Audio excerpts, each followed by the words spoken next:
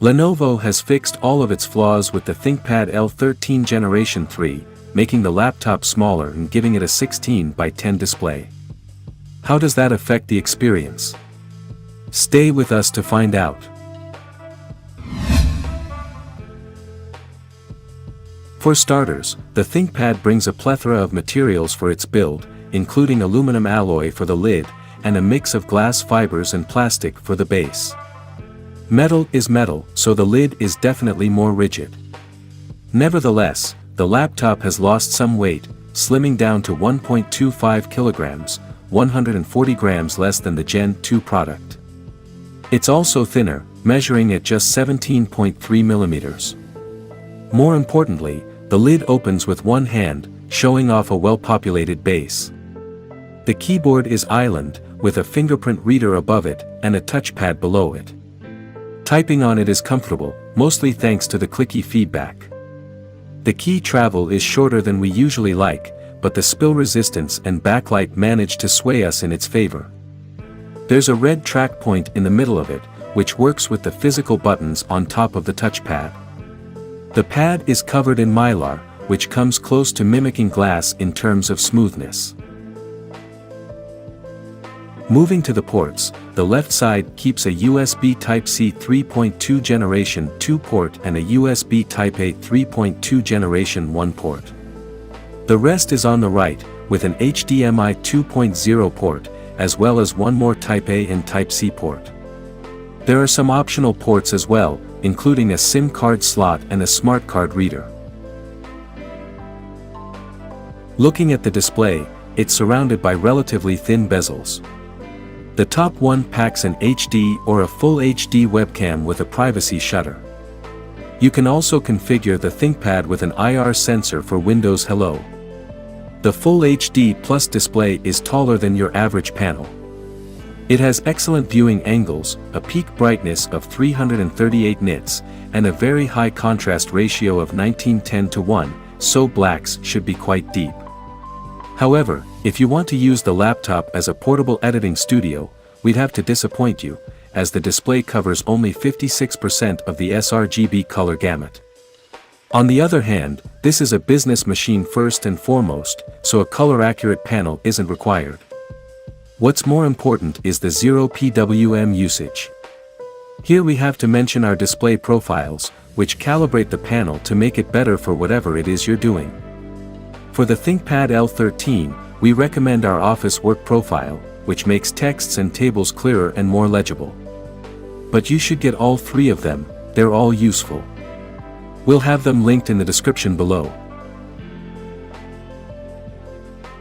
Moving on to the audio, the bottom-firing speaker setup is surprisingly loud, while all frequencies are free of deviations. Only 2 per 100 people watching this video are subscribers. If you decide to just start following us, we'll be able to reinvest more in our laboratory, thus making even more helpful videos for you. Thank you, you're awesome.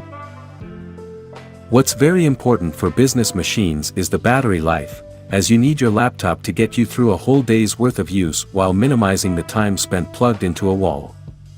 With a Ryzen 5 Pro 5675U and a 46 Wh battery pack, the laptop lasts for 8 hours and 20 minutes of web browsing, or 8 hours of video playback, which is good. However, the HP EliteBook 640G9 does generate much higher numbers.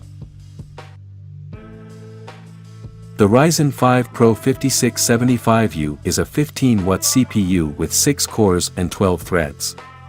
You can also go for a Ryzen 7 Pro 5875U, which has 2 extra cores.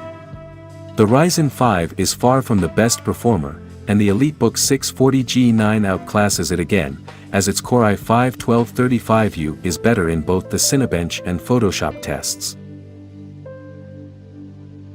Thankfully, the Ryzen 5 doesn't need a lot, cooling-wise, so a single heat pipe with a fan will do. In the stress test, we see the chip go as high as 30 watts in the first few seconds, dropping to 25 watts at the 20-second mark, after which it settles comfortably at 17 watts in long runs, which means 15 minutes or more. This isn't the best showing that we've seen, as while the Ryzen 5 Pro 5675U is considered to be a new CPU, it's awfully close to the Ryzen 5 5600U and the Ryzen 5 5625U. However, raw performance isn't imperative for an office machine, which is why we're okay with these results, especially when it means a quiet machine. After 30 minutes of high load, the keyboard heats up to 42.2 degrees Celsius, which is totally fine. Lastly, we have to take a look inside the device. The ThinkPad L13 Gen 3 offers poor upgradability, with up to 32 GB of soldered DDR4 memory and only one small 42mm M.2 PCIe slot for Generation 4 SSDs. If you want to know how to disassemble the ThinkPad L13 Generation 3, we'll leave a link to our teardown video in the description below. The Lenovo ThinkPad L13 Generation 3 makes some sacrifices, which might be a deal-breaker for some people. However, these people aren't the hardcore business audience, which has respect for the ThinkPad brand and will appreciate the security features and the extra portability. On the other hand, the EliteBook 640 G9 is looking really good, so if you can do with a larger 14-inch machine, it only comes with gains. For a deeper look inside the ThinkPad L13 Generation 3, check our website, where we have a written review with more tests. It's linked down below.